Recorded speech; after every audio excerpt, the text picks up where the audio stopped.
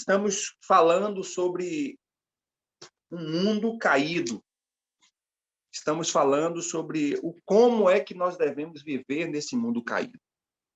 Eu creio que essas mensagens não têm sido nada novo diante do quadro que nós estamos vendo global, seja político, seja socialmente, seja economicamente, seja a própria pandemia.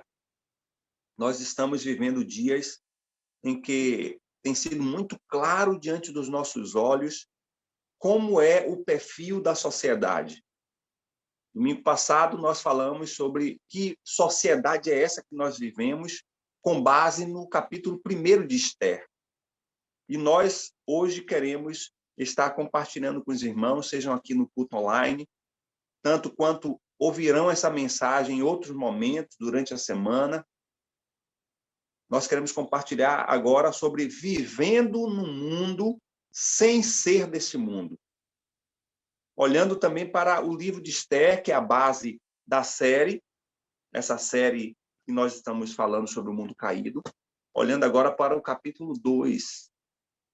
E vendo a partir do capítulo 2 o que o Senhor, através do seu Espírito, pode nos ensinar acerca dessa perspectiva de compreender que somos seres que habitam nessa terra, que convive com pessoas, que está envolvido na sociedade, mas nós temos uma identidade e uma cidadania também espiritual. E como cidadãos espirituais, nós não estamos retidos à cidadania humana e terrena. E creio que esse tem sido uma grande dificuldade para a igreja dos dias de hoje. Como nós podemos viver nesse mundo, mas sem perder a perspectiva, sem perder a visão, sem perder o propósito, que nós não somos desse mundo. Como podemos, então, limitar ou estabelecer os limites de o quanto podemos estar envolvidos com esse mundo e o quanto nós podemos também ser afastados desse mundo caído e as suas características. Esse capítulo 2, ele vai nos dar algumas orientações, as quais nós queremos hoje estar compartilhando com os irmãos. É um capítulo de 20 versículos, e a minha intenção é que a gente possa ler mesmo o texto, né? Já que aqui a ênfase que nós precisamos dar é na palavra. Eu vou ler na versão da linguagem internacional, a NVI, para que a gente possa ter uma compreensão melhor do capítulo 2 do livro de Esther. E diz assim a palavra do Senhor: depois disso, quando cessou a indignação do rei Xerxes, ele se lembrou de Vaste, do que ela havia feito e do que ele tinha decretado contra ela. Então os conselheiros do rei sugeriram que se procurassem virgens lindas para o rei e que se nomeassem comissionários em cada província do império para trazer todas essas lindas moças ao harém da cidadela de Suzã. Elas estariam sob os cuidados de Hegai, oficial responsável pelo harém, e deveriam receber tratamento de beleza. A moça que mais agradasse o rei seria rainha no lugar de Vaste. Esse conselho agradou o rei e ele o acatou. Ora, na cidade de Suzã havia um judeu chamado Mardoqueu, da tribo de Benjamim, filho de Jair, neto de Simei e bisneto de Quis, que foram levados de Jerusalém para o exílio por Nabucodonosor, rei da Babilônia, entre os que foram levados prisioneiros com Joaquim, rei de Judá. Mardoqueu tinha uma prima chamada Radassa, que havia sido criada por ele por não ter pai nem mãe. Essa moça, também conhecida como Esther, era atraente e muito bonita. Mardoqueu a havia tomado como filha quando o pai e a mãe dela morreram. Quando a ordem e o decreto do rei foram proclamados, muitas moças foram trazidas à cidade de Suzã e colocadas sob os cuidados de Hegai. Ester também foi trazida ao palácio do rei e confiada a Hegai, encarregado do harém. A moça o agradou e ele a favoreceu. Ele logo lhe providenciou tratamento de beleza e comida especial. Designou-lhe 7 moças escolhidas do palácio do rei e transferiu-a, junto com as suas jovens, para o melhor lugar do harém.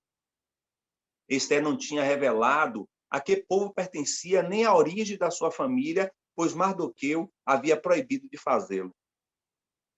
Diariamente, ele caminhava de um lado para o outro, perto do pátio do harém, para saber como Ester estava e o que lhe estava acontecendo. E o texto continua no versículo 12. Antes de qualquer daquelas moças apresentar-se ao rei Xerxes, devia completar 12 meses de tratamento de beleza, prescrito para as mulheres, 6 meses com óleo de mirra e 6 meses com perfume e cosméticos. Quando ia apresentar-se ao rei, a moça recebia tudo o que quisesse levar consigo no harém para o palácio do rei. À tarde, ela ia para lá e de manhã voltava para outra parte do harém, que ficava sob os cuidados de Saagás, oficial responsável pelas concubinas. Ela não voltava ao rei, a menos que dela ele se agradasse e mandasse chamar pelo nome. Quando chegou a vez de Ester, a moça adotada por Mardoqueu, filha de seu tio Abiail, ela não pediu nada além daquilo que Hegai, oficial responsável pelo harém, sugeriu. Ester agradava a todos os que haviam. Ela foi levada ao rei Xerxes, à residência real, no 10º mês, o mês de Tabete, no 7º ano do seu reinado. Ora, o rei gostou mais de Ester do que de qualquer outra mulher. E ela foi favorecida por ele e ganhou sua aprovação mais do que qualquer das outras virgens. Então ele colocou uma coroa real e tornou-a rainha no lugar de Vasti. E o rei deu um grande banquete, o banquete de Ester, para todos os seus nobres e oficiais, proclamando feriado em todas as províncias e distribuiu presentes por sua generosidade real. Quando as virgens foram reunidas pela segunda vez, Mardoqueu estava sentado junto à porta do palácio real. Ester havia mantido segredo sobre o povo, sobre seu povo e sobre a origem de sua família, conforme a ordem de Mardoqueu, pois continuava a seguir as instruções de Mardoqueu, como fazia quando ainda estava sob sua tutela. Um dia, quando Mardoqueu estava sentado junto à porta do palácio do rei, Bigtã e Teres, 2 dos oficiais do rei que guardavam a entrada, estavam indignados e conspiravam para assassinar ao rei Xerxes. Mardoqueu, porém, descobriu o plano e contou à rainha Ester, que, por sua vez, passou a informação ao rei em nome de Mardoqueu. Depois de investigada a informação e descobrindo-se que era verdadeira, os 2 funcionários foram enforcados. Tudo isso foi escrito nos registros históricos da presença do rei. Senhor, obrigado pela tua palavra. Em teu nome nós pedimos orientação, graça, discernimento, entendimento, para que possamos ir, Senhor Deus, além das letras, além das palavras, ir no entendimento do teu Espírito. E que o teu Espírito possa nos ensinar tudo aquilo que precisamos para compreender o que é viver neste mundo, sem ser desse mundo. Nos abençoa, em nome de Jesus. Querido, nós já fizemos um raio-x bem amplo na primeira mensagem sobre a sociedade em que vivemos e naquele primeiro capítulo que nós estivemos ministrando sobre o perfil dessa sociedade, nós trouxemos várias características bastante marcantes e claras sobre essa sociedade. E eu reitero esse perfil que foi apresentado na mensagem número 1 para essa mensagem, nessa introdução da mensagem número 2, para que possamos, então, consolidar a ideia de que sociedade é essa que estamos vivendo, que mundo é esse que nós estamos vivendo, que contexto é esse que nós estamos vivendo nos dias de hoje. E eu gosto muito da a expressão que o sociólogo Bauman ele usa para falar dessa sociedade como uma sociedade líquida e uma sociedade veloz. A sociedade líquida é comparada com a água devido a ela ter a potencialidade de alterar a sua forma conforme seu recipiente. Sendo assim, a sociedade é incapaz de manter uma sua forma única. E nesse contexto, nós vamos emergir dessa própria sociedade o individualismo, a efemeridade das relações, acarretando, inclusive, mudanças em todos os aspectos da vida humana, provocando muita fragilidade em todas as áreas da sociedade e das suas relações, de forma que os sinais que essa sociedade emite são sinais de confusão, são sinais improváveis e muitas vezes incoerentes, quando questionam a liberdade e essa própria liberdade a sociedade não sabe conviver. Falando sobre a espiritualidade da igreja, nós podemos dizer que parece que esse perfil da sociedade líquida, ela conseguiu adentrar a comunidade da fé, trazendo, de certo modo, uma corrupção e uma superficialidade da relação com Deus. Essa tem sido uma das principais marcas da igreja, e eu quero colocar a igreja entre parênteses, para falar daqueles que são multidões e que estão no meio dessa igreja, que são verdadeiramente a igreja de Cristo, que vive uma superficialidade na fé cristã. E essa superficialidade, ela é muito bem vivenciada nas relações entre irmãos da fé. Quando estamos vendo uma falta de compaixão, de empatia, uma falta de relacionamento, de contato, de comunicação, que no passado bem recente era marcas vivenciais da igreja, dessa inter-relação entre irmãos e esse convívio enquanto irmãos na fé. Hoje nós estamos cada dia mais isolados, individualizados, estamos muitas vezes afastados uns dos outros, e não é apenas por uma questão de pandemia, mas pela demanda que a sociedade tem impondo, sobrepondo uma individualidade da qual nunca foi um contexto de ser corpo, de ser igreja. Igreja sempre foi uma constituição de pessoas que se relacionam, que se convivem, que aprendem mutuamente e se edificam mutuamente. A igreja está, parece que, entre aspas, se tornando uma igreja também líquida.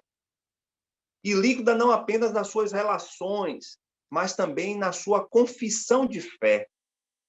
Aquela tomada de padrões que o Senhor nos faz diferentes da sociedade, nos valores, nos princípios, ao invés de nós nos tornarmos uma igreja sólida, consolidada pela palavra do Senhor, nós estamos cada dia mais absorvendo aquilo que a sociedade está impondo com sua liquidez, estamos absorvendo também na vida da igreja. E fazendo com que os padrões do mundo, que no passado eram muito bem rejeitados pela igreja, seja de forma muito discreta, sendo introduzida nos valores e nos princípios da igreja de forma mais aceitável. E aqui eu não preciso citar os diversos valores que a sociedade pós-moderna tem imposta como característica desse tempo que a igreja está absorvendo, porque nós já somos conhecedores de vários desses princípios que o mundo normaliza, que a igreja está começando a absorver e tornar também algo aceitável e por muitos até recomendável que se pratique. Portanto, esta igreja, ela está se tornando uma igreja líquida. Uma igreja onde, de fato, aquilo que era fundamento da palavra, aquilo que era a orientação do apóstolo Paulo no capítulo 12, de nós não nos conformarmos com essa sociedade, essa igreja ela está se adequando, ela está cada dia mais absorvendo os valores da sociedade. E aí o que a gente pode observar é que precisamos voltar a sermos uma igreja sólida, uma igreja edificada. Precisamos não somente observar, mas também praticar os padrões estabelecidos por Deus através da sua palavra, e podemos sair do terreno incerto dessa realidade mutante, insegura, que adentra-se a essa sociedade líquida, para que possamos ser uma igreja sólida, uma igreja consolidada no Senhor.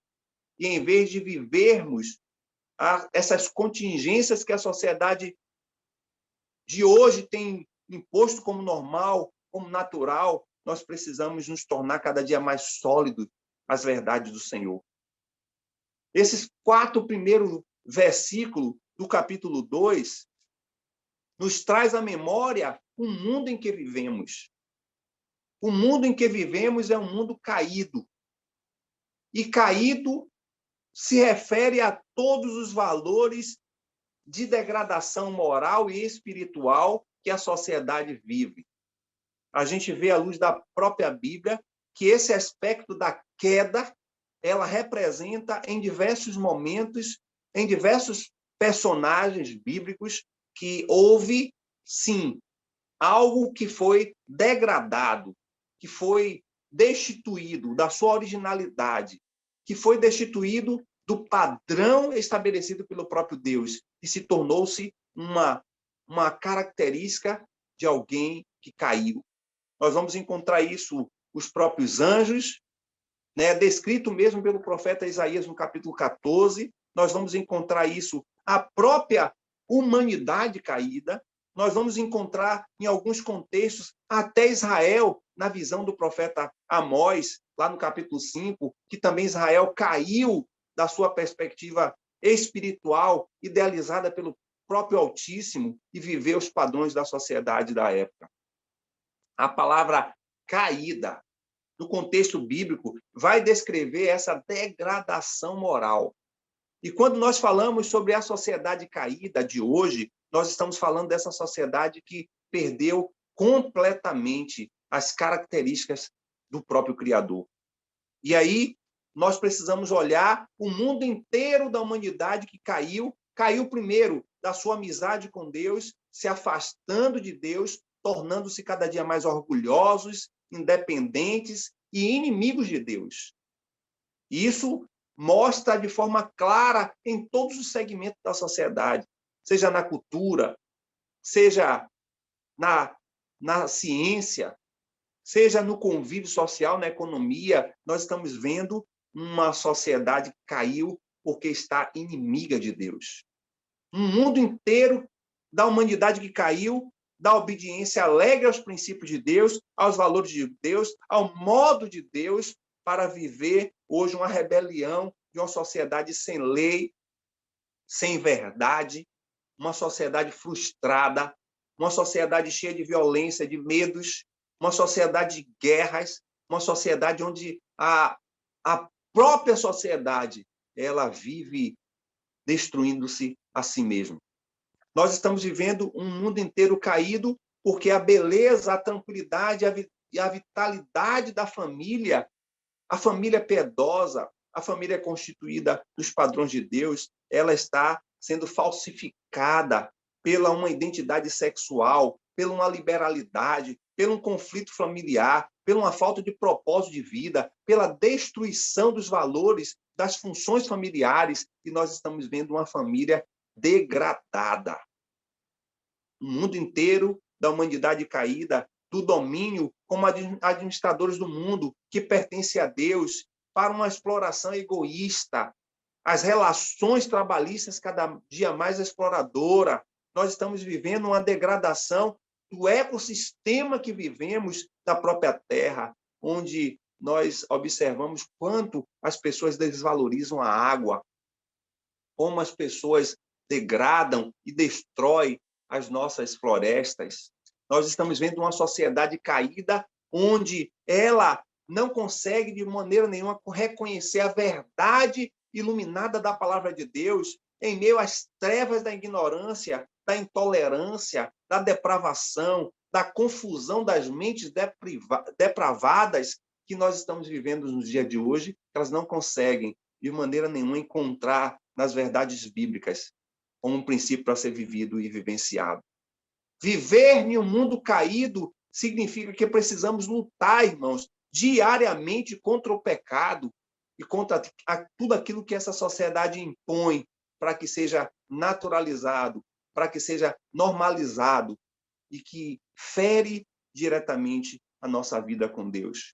Nós precisamos, então, experimentar, de fato, tudo aquilo que tem sido até difícil para muitos a apresentar e declarar a sua fé em meio a uma sociedade completamente distante de Deus.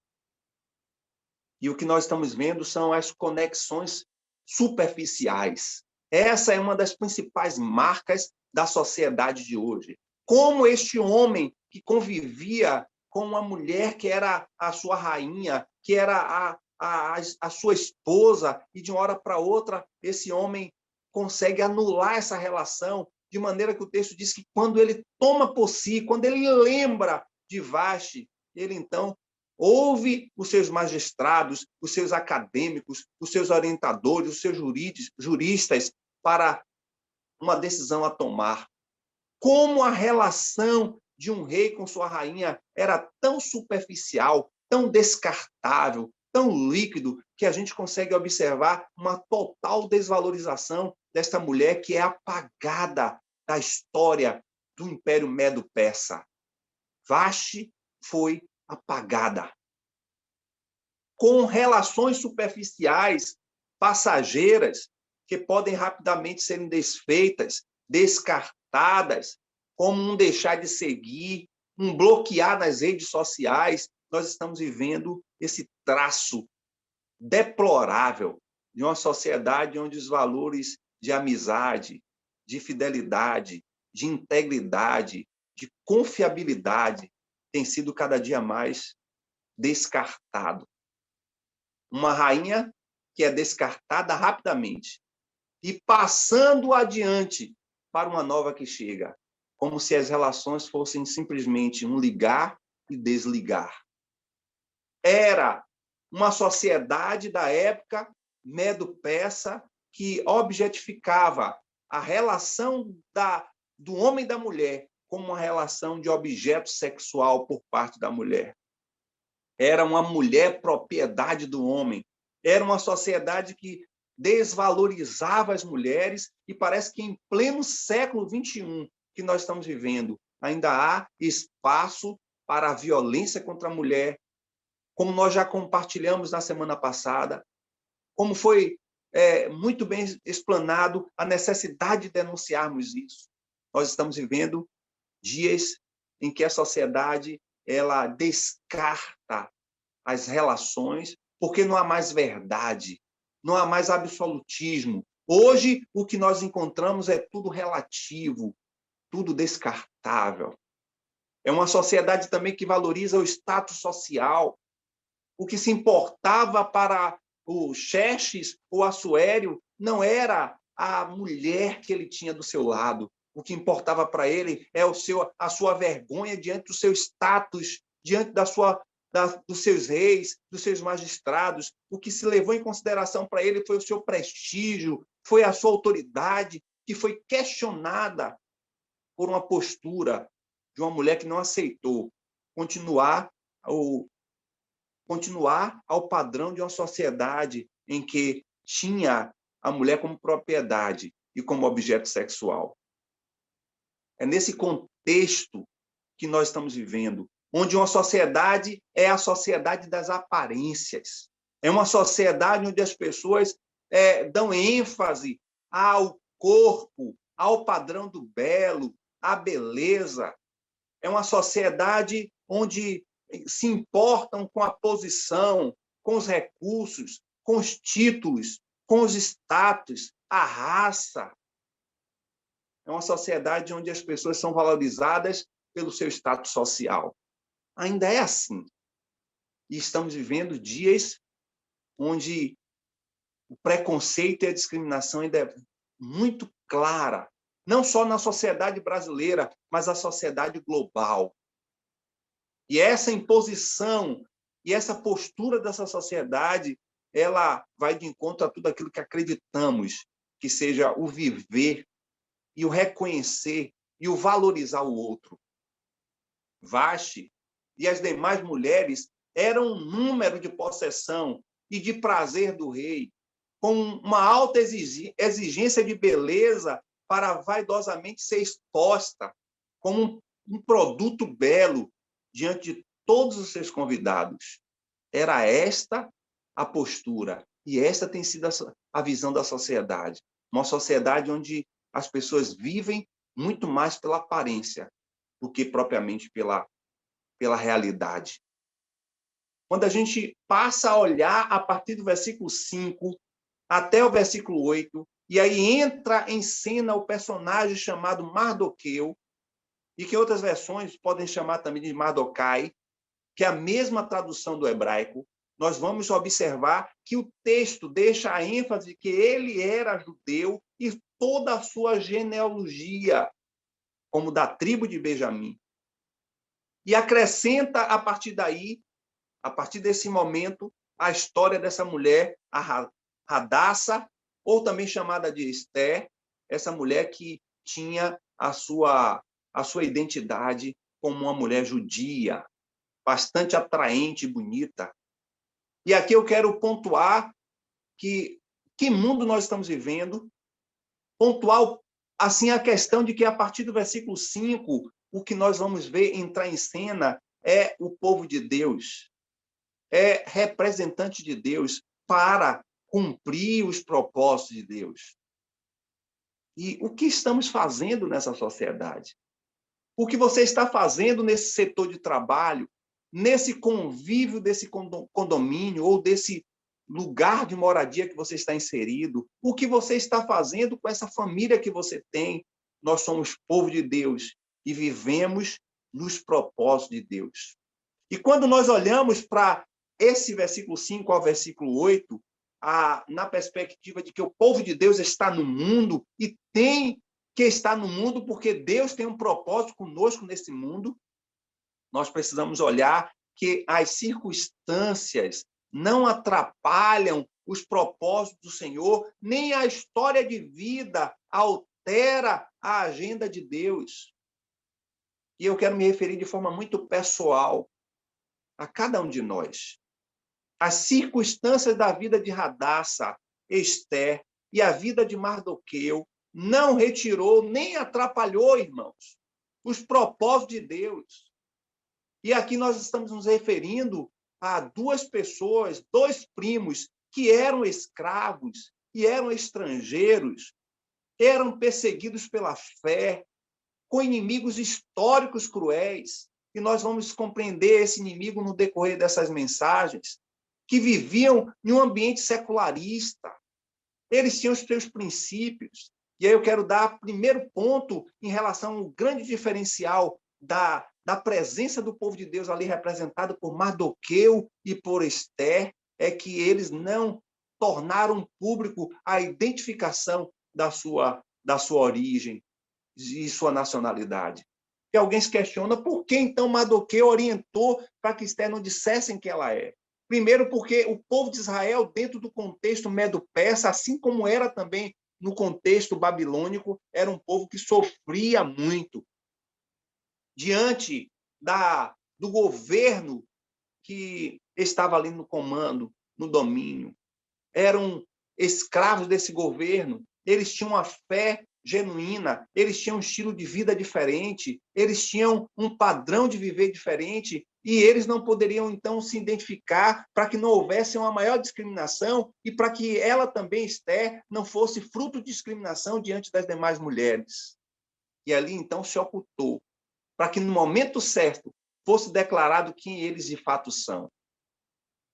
E esse ponto histórico era muito importante porque, inclusive, na visão da cultura judaica, Esther ela não poderia, de maneira nenhuma, ser igualada às demais concubinas. Porque, para o judeu, isso era um pecado contra o Senhor, era um pecado de prostituição. Então, nós estamos nos referindo a dois primos que estavam com a sua história de vida difíceis, de circunstâncias difíceis, e nós precisamos levar em consideração que ela não tinha nem pai nem mãe, criado por um primo como se fosse um primo pai. Quais eram as circunstâncias desta jovem mulher escrava em uma sociedade que tinha a mulher como objeto sexual, era bela, era uma mulher super discriminada diante da sua sociedade, e ela estava ali naquele contexto porque havia um propósito de Deus. Muitas vezes os traumas, as perdas, as dificuldades que essa jovem Esté passou, levaria ela a uma paralisia, a uma autodestruição, a um estado de questionamento e muitas vezes de murmuração contra Deus, mas a gente olha a história desse livro e a história de Esté, nós vamos encontrar uma jovem com grandes traumas e de perda significativa na sua vida, mas em momento nenhum questionando a pessoa de Deus. Nós estamos vivendo dias também em que, como igreja, estamos mergulhados em amargura, em questionamentos, muitas vezes culpabilizando a vida, a própria família, a sua própria vida e até mesmo o próprio Deus, muitas vezes vitimizando-se diante do contexto das feridas e dificuldades que tiveram na sua história. Mas nós não podemos, irmãos, estar nos vitimizando por tudo que estamos passando ou que já passamos, nem duvidar, nem questionar por que passamos. Embora que muito do que passamos de traumas, feridas e dificuldades são legítimas e foram reais, mas não podemos deixar que elas frustrem os propósitos de Deus, nos levando a um questionamento, a uma vida amarga, a uma caminhada difícil, que já é difícil viver nessa terra. Precisamos olhar para as circunstâncias na perspectiva de Deus e ver que Ele permitiu que todas as coisas acontecessem, do que Ele ainda fará e das possibilidades de sermos instrumento dEle, onde estamos e quem somos. Esté também foi trazida ao palácio do rei e confiada a Hegai, carregar ali para ser conduzida e administrada por aquele homem que era encarregado do harém do rei.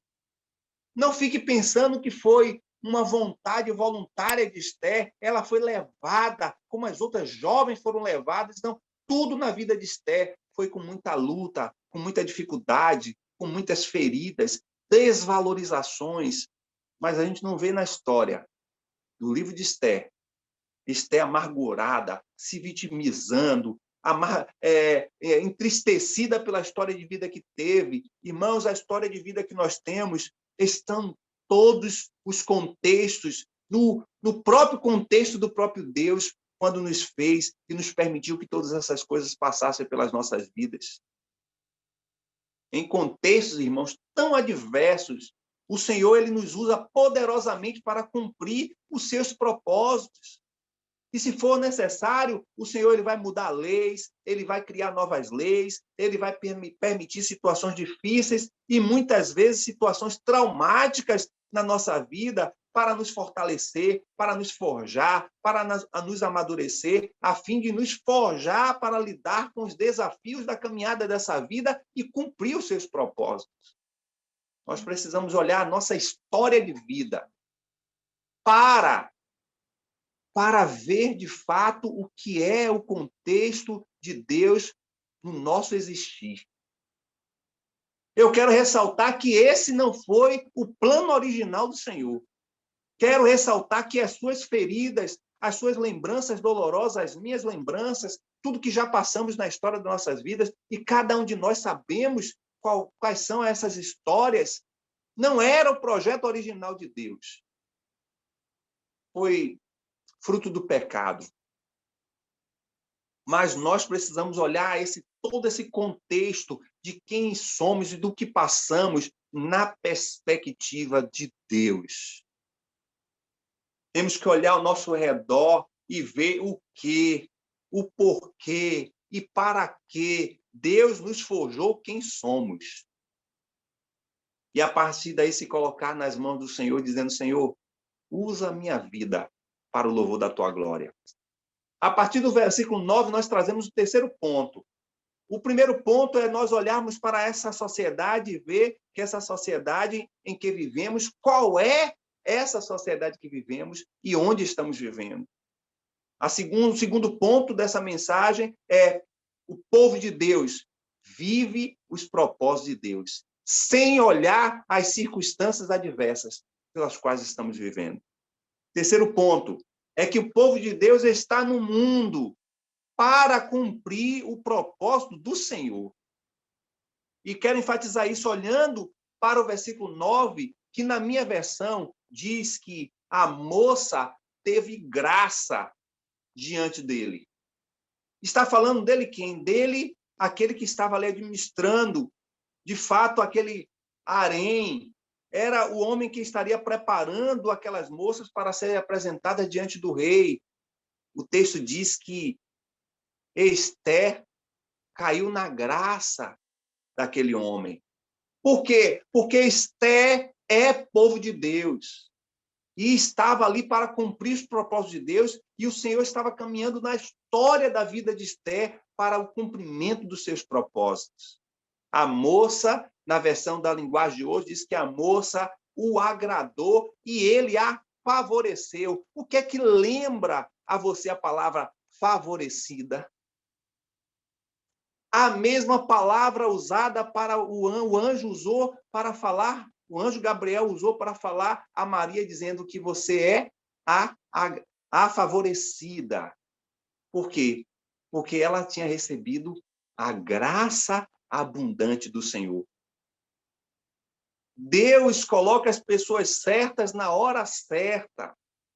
Pessoas são levantadas por Deus na hora certa, no lugar certo, para cumprir com os propósitos do Senhor para a vida do seu reino nessa terra. E o texto diz de forma muito clara que ela alcançou favor. Olha, irmãos, que a concorrência era alta. Ela estava lidando diretamente com as mulheres mais bonitas da província, de todo o reino medo-persa. Ela estava ali no meio daquele contexto de alta concorrência, com muitas vezes possibilidades remotas de ser escolhida, com dificuldades elevadas. Mas Esté foi escolhida, porque ela tinha a graça de Deus. Normalmente é assim que acontece, para que possamos reconhecer que é o mover de Deus agindo. Quando as circunstâncias parecem que não são favoráveis, parece que nós não somos a pessoa certa, parece que, inclusive, tudo colabora para que não dê certo, aí é que a gente vê, de fato, e reconhecemos que algo aconteceu, fomos escolhidos, e fomos separados, que está dando certo, porque tudo veio de Deus, da sua graça abundante, conduzindo, elevando, transformando, nos colocando em uma posição, nos levando para níveis elevados da sociedade, para que nós possamos reconhecer que foi Ele e foi pelo seu poder. Você não está nessa terra por acaso. Há um propósito para que Deus esteja com você e agindo por meio de você neste mundo. Todos nós, irmãos, temos uma missão geral e uma missão específica. E a missão geral é que nós sejamos adoradores do Senhor, que possamos proclamar o Senhor de forma extraordinária nesse mundo, mas também nós temos uma missão específica, cada um de nós, de fazermos dentro da nossa individualidade, da nossa personalidade, com que esses propósitos do Senhor sejam realizados nessa terra. Nós temos uma missão geral, mas também temos uma missão específica a cumprir. E talvez muitos não tenham se dado conta disso ainda, mas temos uma missão. Portanto, deixe de ficar se vitimizando, culpando-se, questionando as feridas, as lutas do dia a dia ou a sua história de vida. Não. Saia desse pensamento, saia desse sentimento Saia dessa desvalorização e, muitas vezes, essa inferioridade, questionando as razões pelas quais você passou na vida e olhe para o Senhor e veja qual é o propósito do seu viver. Eu creio que você vai cumprir, nem que seja até o último dia da sua vida, os propósitos do Senhor. Eu gosto muito da afirmação de Rick Warren, no seu livro Uma Vida com Propósito, quando ele fala que nós não vivemos por acaso, não estamos aqui por acaso. E ele cita dizendo, você só existe porque Deus deseja que você exista. Você foi feito por Deus e para Deus. E enquanto não compreender isso, a vida jamais terá sentido. É somente em Deus que descobrimos nossa origem, nossa identidade, o que significamos, o nosso propósito, nossa importância e o nosso destino. Todos os outros caminhos levam a um beco sem saída, afirma Rick Warren. Nós brilhamos como luz no meio de um mundo em trevas. Como aquela moça agradou e foi favorecida em meio de um contexto de uma sociedade tão difícil e no meio de uma concorrência tão elevada de mulheres tão belas, tão puras. Porque, de fato, Esther brilhava com a graça do Senhor. Mesmo, irmão, diante dessa sociedade secularista, mundana, a igreja, e aqui eu me refiro aos discípulos, estamos aqui para fazer diferença, ser luz em meio às trevas. Esse é o nosso maior desafio diário como discípulos, pois se dissermos que somos de Cristo, devemos fazer como Cristo fez. É isso que Paulo fala em Efésios 5:1. Diante de tantas injustiças, de maldade à nossa volta, de barbaridade que ouvimos e vemos no dia a dia, em que se tornou comum e corriqueiro para muitos, temos que agir como luzes, refletindo a glória do Senhor. Como o próprio Senhor diz, lá em Mateus capítulo 5, versículo 14, vós sois a luz do mundo.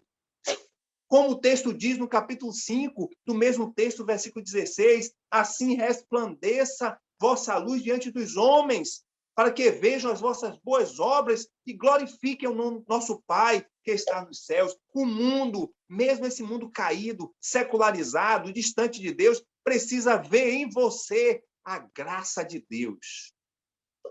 É por isso que nós somos povo de Deus e estamos nesse mundo. Não devemos nos moldar, não devemos buscar ser moldados, omissos ou aceitáveis aos valores do mundo para ser acolhidos e aceitos pelas pessoas e a sociedade de modo geral. Mas devemos ser simpáticos, sim. Precisamos ser associáveis, sim. Precisamos ser, nos socializar com as pessoas, sim. Mas deixando claro a identidade e os valores que vivemos como povo de Deus nessa sociedade. E eu sempre reafirmo dizendo que o povo de Deus deveria ser o povo mais simpático em viver nessa sociedade. Seja lá o que você esteja fazendo, como nós temos aprendido que não existe o secular e o religioso. Nós somos um ser único. Se você é um profissional, se você é um vizinho, se você é um familiar, se você é um colega de trabalho, as pessoas precisam ver quem você é e experimentar a luz de Cristo que brilha através de você. Mas também, irmãos, como povo de Deus nessa sociedade, o Senhor, ele levanta mentores para nos ajudar nessa caminhada. E digo, inclusive, que o corpo de Cristo é um instrumento de edificação, de motivação, de ânimo para caminharmos nessa sociedade e nessa vida. E o que o texto nos diz? Que Hegai e Mardoqueu foram dois instrumentos para orientar a Esther. Engraçado que um judeu e o outro ímpio. Todos dois foram instrumentos. Alguns dizem que a palavra Hegai não quer dizer nome, mas quer dizer o que ele era. Ou seja, um eunuco. E a própria palavra no hebraico diz que ele era um eunuco. Ou seja, era um homem que vivia ali como camareiro do rei. Ele estava guardando as mulheres do harém do rei. Era alguém que tinha convívio com muitas mulheres, era alguém que sabia o perfil de cada mulher que passava por ali, as diversas concubinas que o rei tinha. Portanto, quando ele olhou para Ester, gostou de Ester, viu Ester como alguém que podia ser, de fato, a rainha, foi nada mais do que a graça do Senhor. E ao cair na graça de Hegai, o eunuco, e aí a palavra realmente é graça, favor imerecido, ela foi orientada em tudo por ele. Não existe registro nenhum no livro de Ester que Hegai tivesse um comportamento diferenciado como teve com Ester. Ou seja, Deus usou aquele ímpio para que ele pudesse separar serviçais para cuidar de toda a beleza de Ester, alimentando Ester com alimentos específicos, colocando ela, inclusive, no harém, em um lugar específico. Por quê? Porque Deus estava usando aquele homem para conduzir a história de Ester conforme os seus propósitos. Da mesma forma, Mardoqueu, o seu primo pai, era um homem que cuidou, que instruiu, que orientou, que educou Ester nos princípios do Altíssimo.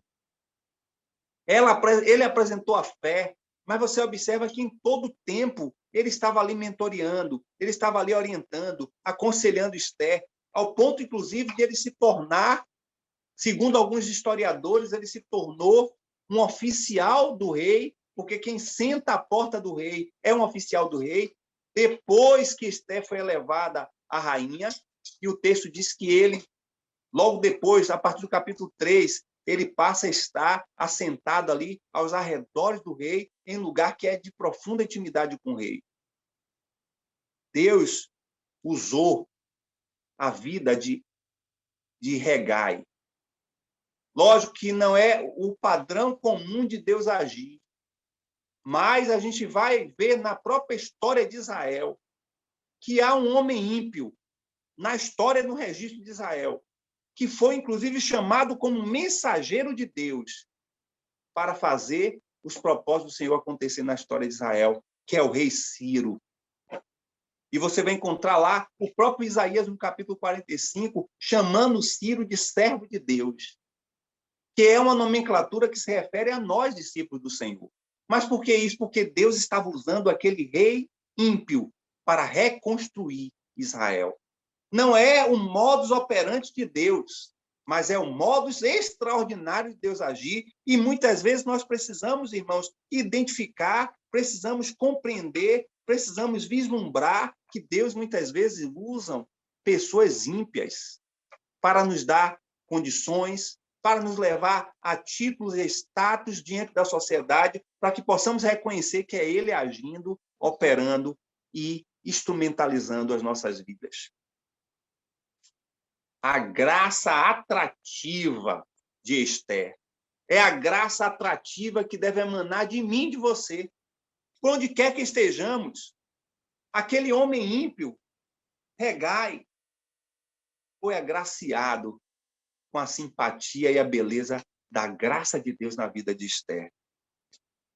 O que é que levou, de fato, Hegai a cair na graça da beleza e da simpatia espiritual de Ester?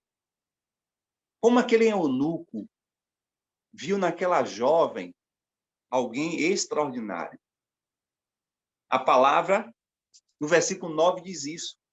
A moça o agradou e ele providenciou o tratamento de beleza, tudo específico para aquela jovem, para que ela pudesse ser escolhida do rei. Ester, ela imediatamente chamou a atenção de Hegai, eunuco, porque ela era agraciada da presença do Senhor.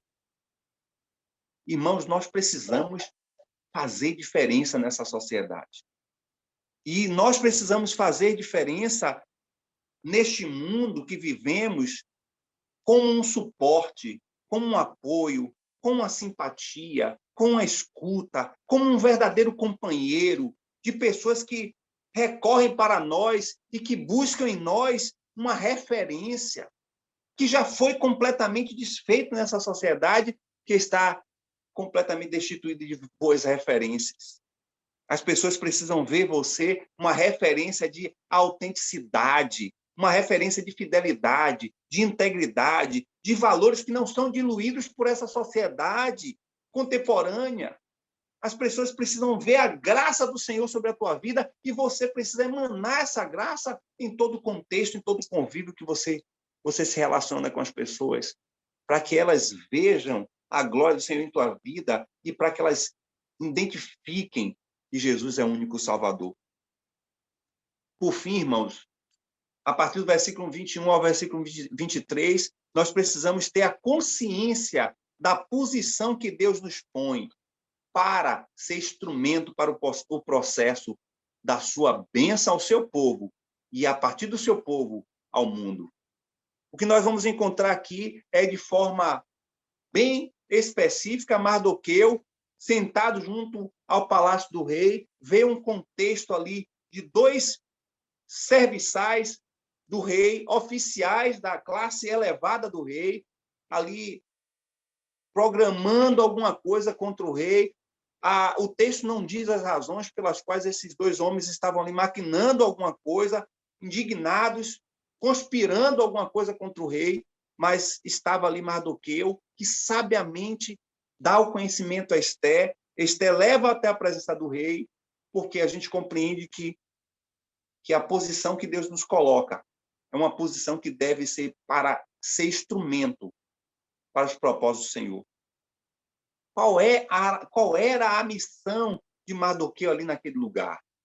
Era evitar a morte do rei, uma conspiração contra o rei. Aquilo que muitas vezes nós chamamos de habitual na história da agenda de Deus, tudo é proposital.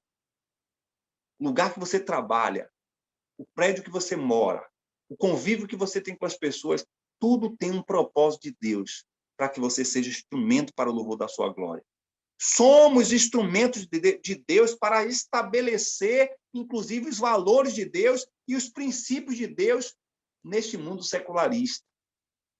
Engraçado que o texto diz que esse feito de Mardoqueu ficou registrado nos anais do Império Medo-Persa, nos livros das crônicas, que era algo muito comum no antigo mundo.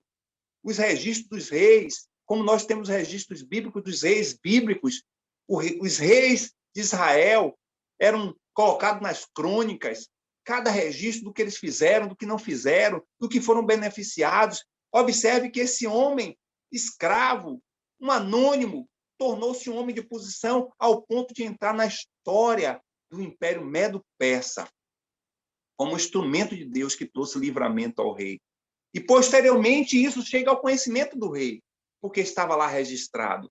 Irmãos, nós não podemos passar pela história dessa jornada dessa vida sem marcar as pessoas, sem ser instrumento de Deus para abençoar as pessoas, sem ser um excelente profissional que marque a capacidade que desenvolvemos e a instrumentalidade que somos em Deus. Nós precisamos marcar a história dessa sociedade para que, a partir da nossa história e fazendo história com nossas vidas, as pessoas saibam que nós somos de Deus e que é por causa dele que nós somos quem somos. Assentado à porta do rei, quer dizer que Mardoqueu ocupava um cargo oficial.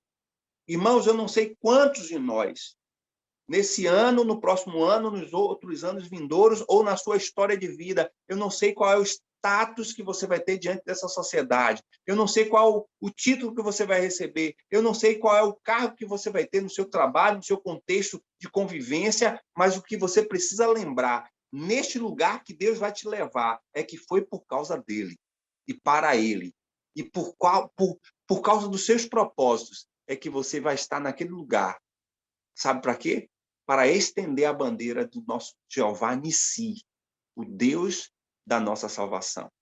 É nessa posição estratégica que Mardoqueu estava bem posicionado, não só em termos de status pessoal, como também para discernir a direção em que sopravam os ventos do Espírito, do poder de Deus, para desfazer toda aquela intriga e trazer, de fato, o risco para a vida do rei Assuero.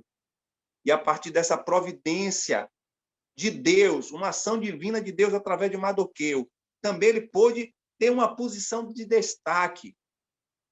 E ali aquela posição de destaque era para que no momento certo fosse instrumento orientador na vida da rainha Esther e trazer livramento ao povo de Deus e cumprir os propósitos do Senhor. Irmãos, devemos lembrar onde estamos e de quem somos.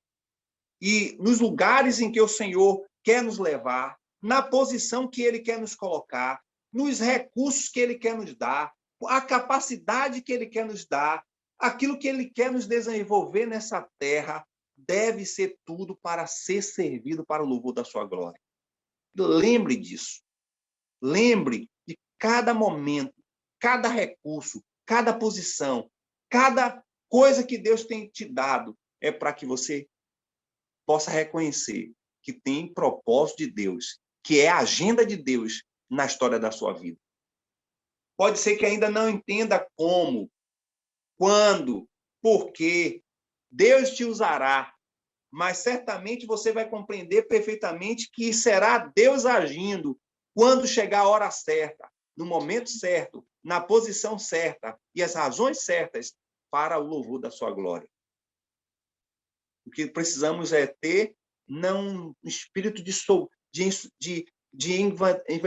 estar em engrandecimento, envaidecer-se, isso não. Ensoberbecer-se, não. Mas um lugar que Deus quer nos levar, os recursos que Ele quer nos dar, é para lembrar que nós somos a agenda de Deus passando por essa terra. Portanto, eu quero concluir dizendo que nós temos que ter plena consciência que minha existência nesse mundo tem propósitos espirituais. Eu preciso conhecer e exercer esse propósito para que o nome do Senhor seja glorificado. Eu preciso também reconhecer que há uma transitoriedade na existência nesse mundo. Nós não vamos ficar aqui, que nós não somos daqui. Isso aqui é uma passagem. Mas também eu devo ter compreensão da razão de existir. Por que eu estou vivo? Por que eu sou baiano? Por que eu estou nessa cidade? Por que eu estou nesse trabalho? Por que eu convivo com essas pessoas? Por que eu estou nesse prédio? Por que eu moro nesse lugar? Por que eu tenho essa família? E compreender que há propósito de Deus em tudo, para que o céu seja glorificado. Eu preciso compreender que o lugar que eu ocupo, a posição que avanço, os recursos que eu adquiro, a inteligência que desempenho nesse mundo é para servir os propósitos e a agenda de Deus. Eu preciso ser um instrumento do Senhor enquanto eu estiver nesse mundo para influenciar, para afetar, para interferir, para transformar as pessoas dessa sociedade com o meu testemunho, com a minha vida, com minhas palavras, lembrando que o meu estilo de vida e tudo que faço é para o louvor do Senhor e espelhando a glória do Senhor na minha vida para essa sociedade. Portanto, saber a razão pela qual estamos nesse mundo é algo muito importante e significativo para que a gente passe com sentido e com razão nesta vida, glorificando o nome do Senhor. Deus quer nos usar ainda enquanto estivermos neste mundo, até o último dia do nosso fôlego de vida neste mundo, para fazer diferença, sem perder o foco de que estamos nesse mundo, mas não somos desse mundo. Que Deus possa nos abençoar e que Deus use a minha vida, a sua vida, na agenda dele, para fazer diferença, iluminar e salgar essa sociedade. Amém, irmãos? Obrigado, Senhor. Obrigado porque o Senhor tem nos ensinado de que enquanto vivermos nesse mundo, nós iremos cumprir os teus propósitos. De que a agenda do Senhor, inclusive, de forma extraordinária, para usar ímpios, para nos levar para a posição e os lugares programados pelo Senhor, já pré-estabelecidos para o Senhor, para fazer diferença nessa sociedade. Que nós não estamos aqui nesse mundo, que nós não estamos trabalhando, agindo, estudando no contexto que estamos, por acaso. Nem sequer estamos nesse mundo por acaso, nem sequer podemos estar presos às feridas e às amarguras da história da nossa vida, do que fomos constituídos, mas fazemos de tudo isso. Pai, toda essa conjuntura é porque o Senhor tem propósito na minha vida e a partir da minha vida, para o louvor do Senhor. Tira-me, Senhor, desde toda a paralisia e me leva a este lugar e essa compreensão de entender qual é a razão do meu viver neste mundo. Ao mesmo tempo, te peço com muita sensibilidade do teu Espírito que não nos deixe ser moldados dessa sociedade, mas que possamos ser luzeiros, que possamos salgar essa sociedade para o louvor da tua glória. Em nome do Senhor Jesus.